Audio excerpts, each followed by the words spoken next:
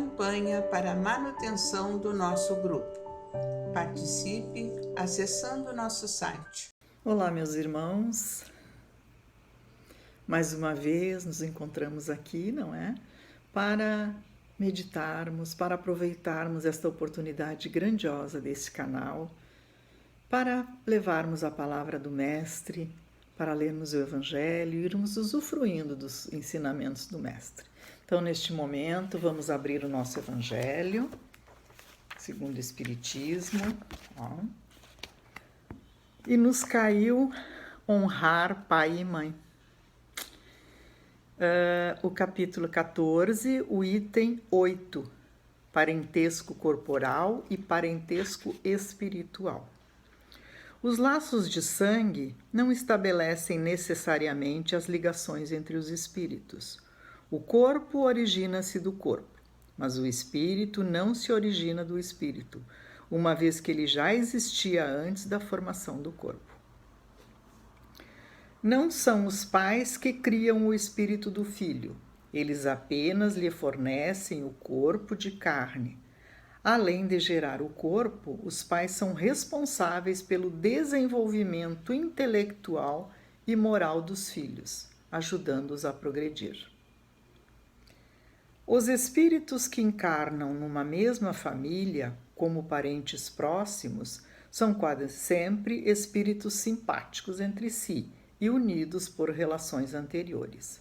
Essas relações se manifestam pela afeição que existe entre eles durante a vida terrena. Pode acontecer também que os espíritos sejam completamente estranhos uns aos outros, ou separados por antipatias igualmente anteriores e que se manifestam por aversões mútuas. Enquanto estiverem encarnados na Terra, essas aversões serão para eles uma grande provação. Os verdadeiros laços de família não são os laços de sangue, mas sim os laços de simpatia e afinidade de pensamento, que unem uns espíritos antes, durante e depois da encarnação. É por isso que dois seres nascidos de pais diferentes podem ser muito mais irmãos pelo espírito do que pelo sangue. Eles se querem, se procuram e sentem prazer em estar juntos, enquanto que dois irmãos de sangue podem repelir-se conforme se observa todos os dias. É um problema moral que só o Espiritismo pode explicar através das diversas existências vividas pelos espíritos. Existem, portanto, duas espécies de família: as famílias por laço espiritual e as famílias por laços corporais.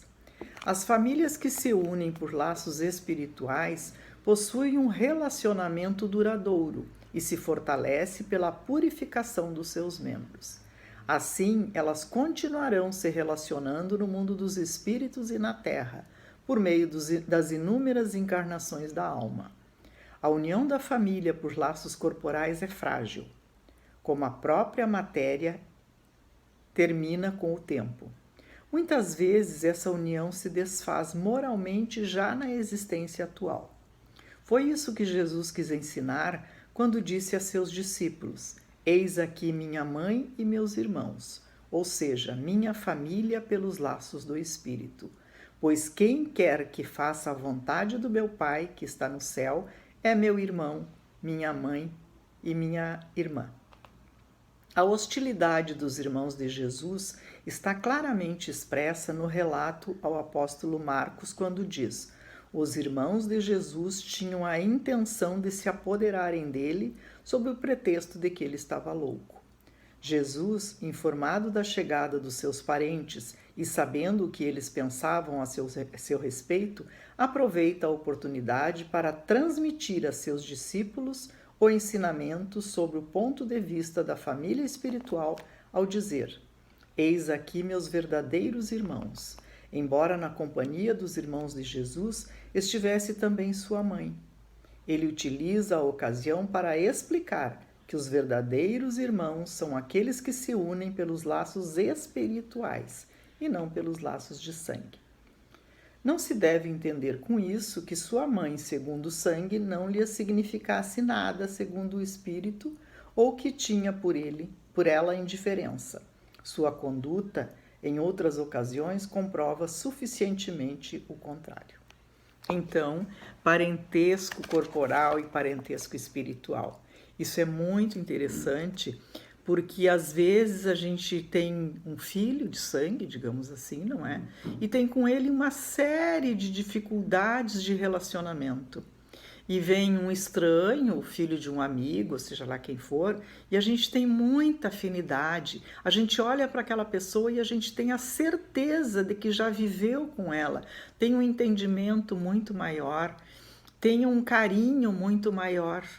Então, isso é muito interessante que a gente comece a entender o porquê disso aí. Assim como tem irmãos que a gente encontra e que a gente parece que tem uma saudade, uma coisa tão boa, e outros que a gente olha e a gente não dá certo, né? Então que a gente possa entender, porque no momento em que a gente entende o assunto, a gente aceita.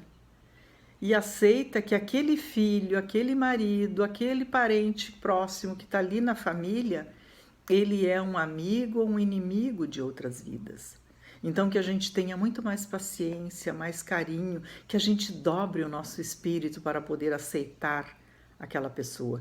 Porque sabemos que os laços consanguíneos, eles são simplesmente consanguíneos, né? E os espirituais, eles passam de várias e várias encarnações.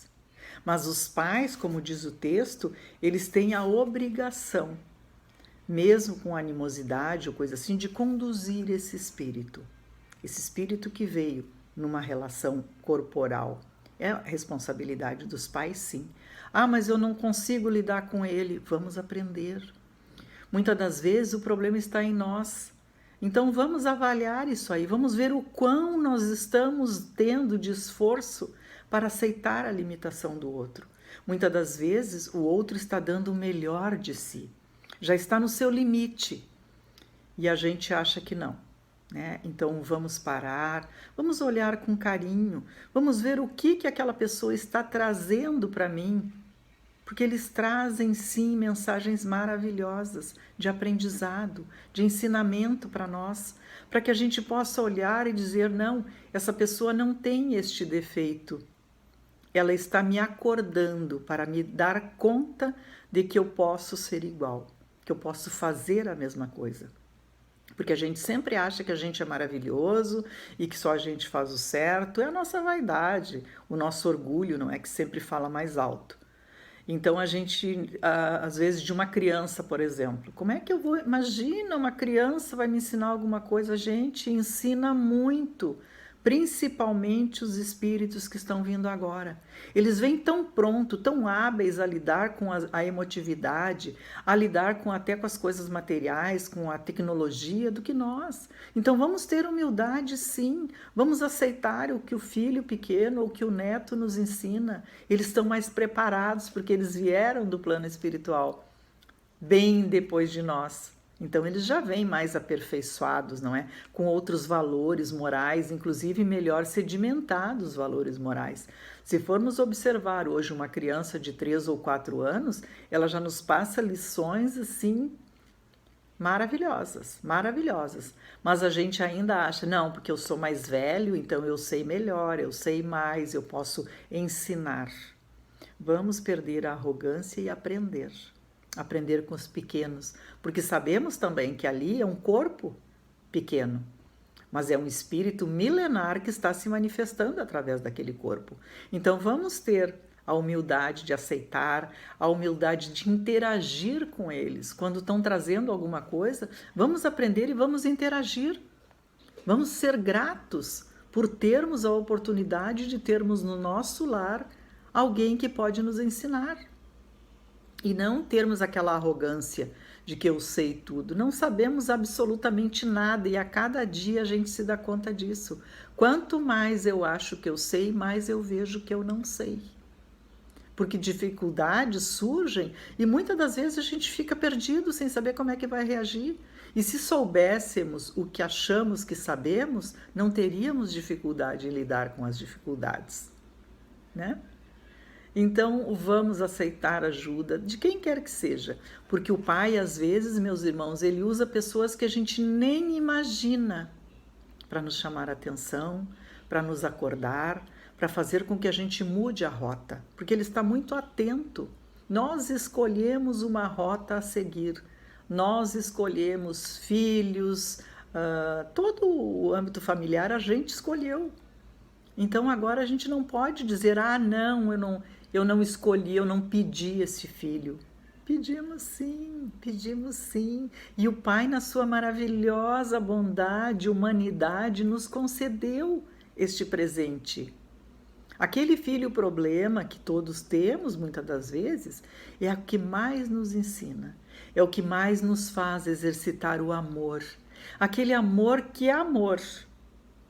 Aquele amor que cobre de carinho, que dá limites também, porque amar também é dar limites, não é, meus queridos? Então vamos estar prontos. Exige esforço? Muito. Luta? Muita.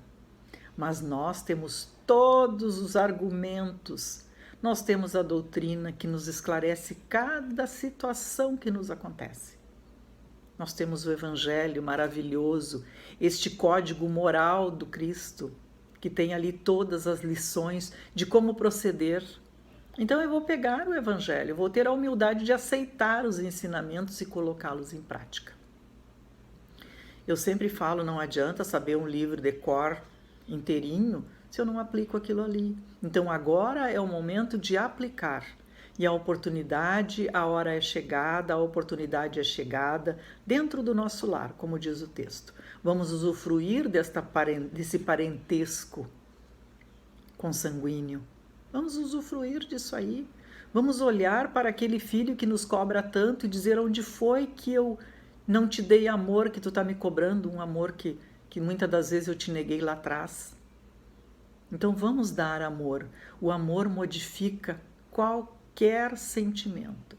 Se experimentemos estar numa discussão, alguma coisa assim, e a gente chegar e falar com carinho, com amor, na hora aquilo ali se dilui, porque o amor veio para isso.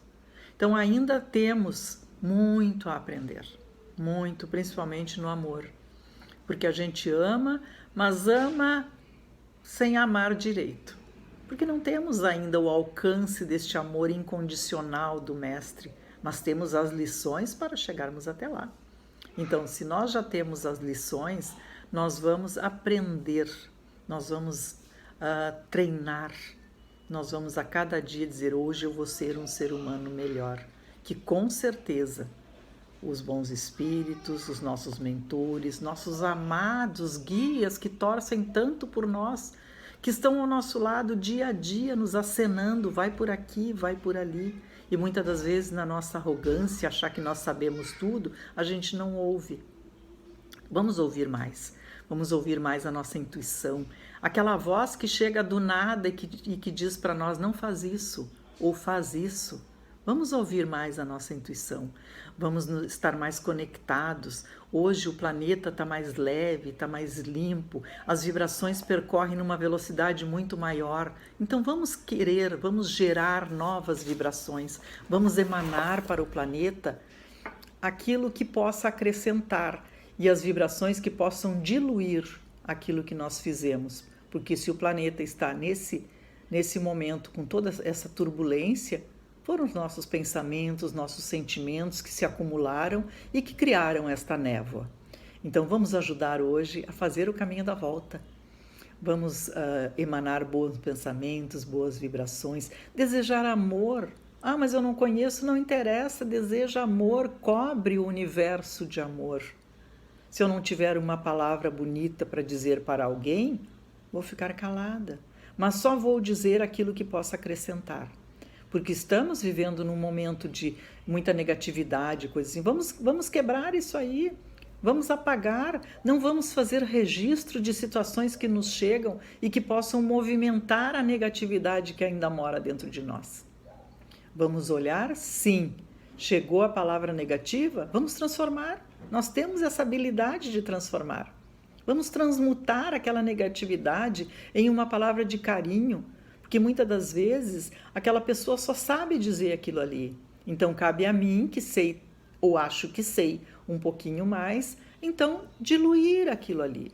Conversar, mostrar para a pessoa que a gente se sente muito melhor quando se fala coisas alegres, coisas boas. Mas não está acontecendo, não interessa. Interessa é o meu coração que vai colocar para fora os sentimentos positivos. E isso aí, meus queridos, é também um treinamento. Como tudo a gente tem que treinar. Treinar sentir, treinar dizer, né? Então, que muitas das vezes esse pensamento negativo só fique lá no pensamento. Não saia pela palavra, porque depois é bem mais difícil de juntarmos aquilo ali, né? E o pensamento ainda não foi manifestado. Então, se tivermos, que com certeza temos um pensamento negativo, vamos parar, respirar e diluir ele lá dentro do nosso cérebro. E daqui a pouquinho passa e a gente já diz alguma coisa boa. Porque é para isso que nós estamos aqui. Para acolher, para levantar os caídos. Mas eu também tenho problema. Ok. Mas o meu problema é maior. Ok. Mas pode não ser também. Mas mesmo assim, eu estando no maior problema, eu ainda posso dar a mão ao meu irmão e dizer para ele, levanta-te e anda. E podemos andar juntos ainda, né? Porque trocando informações, a gente vai acalentando um ao outro, e quando vê, os dois estão de pé e tá tudo bem, e a gente consegue sentir o coração apaziguado, porque sempre que olhamos, que ficamos, nos colocamos no lugar do outro, a gente sente o coração tão apaziguado quando vimos que conseguimos dar a ele o carinho que ele estava necessitando naquele momento. Não só por palavras, um olhar. Eu vou olhar para aquela pessoa com amor. Ele vai captar a vibração e vai fazer bem para ele. Então, meus irmãos queridos, agora nós encerrando essa explanação, nós vamos passar para o nosso trabalho de preces e irradiações. Irmãos, vamos unir nossas almas confiantes para dedicar nosso pensamento e sentimentos fraternos para quem precisa, quem está carente de saúde e de paz. Convidamos todos os irmãos a manterem seus corações e pensamentos vibrando nas preces que faremos a Deus a partir deste momento, em favor daqueles a quem endereçarmos nossas vibrações. Prece para os enfermos. Neste momento, abrimos uma corrente de vibrações em benefício de nossos irmãos enfermos, que se encontram em nossas casas, hospitais, casas de caridade e demais locais onde se acham passando por dolorosas provações. Senhor, pedimos alívio para esses irmãos, que o teu infinito amor permita que os divinos mensageiros possam deles se aproximar, suavizando-lhes o sofrimento. Senhor, se as tuas leis permitirem, que possam recuperar a saúde e tenham muita coragem e esperança sobre a tua misericórdia infinita. Prece para os desencarnados. Pai, lembramos com muito carinho dos nossos irmãos desencarnados, pedindo tuas bênçãos a estes irmãos queridos, que possam despertar a realidade espiritual sob a luz da verdade e do teu sublime amor. Que se esclareçam, se libertem de todas as perturbações, reanimem-se e progridam, envolvidos na força da tua amorosa proteção. Prece para os lares. Pai, precisamos que o teu amor ilumine os nossos lares, afastando as trevas da incompreensão, dos vícios, do sofrimento, das perturbações espirituais. Ajuda-nos, Pai, a compreender que somos todos teus filhos, formando uma família com quem temos a necessidade de aprender a amar, auxiliando-nos uns aos outros. Que em nossos lares reine a harmonia e a paz, sob as tuas bênçãos divinas. Prece para a paz no mundo. Em ti, Senhor, está a força suprema do bem e da paz que governa o universo. Abençoa os dirigentes de todas as nações, especialmente os do nosso país. Que saibam governar bem sob a tua proteção, no sentido da ordem e da fraternidade universal.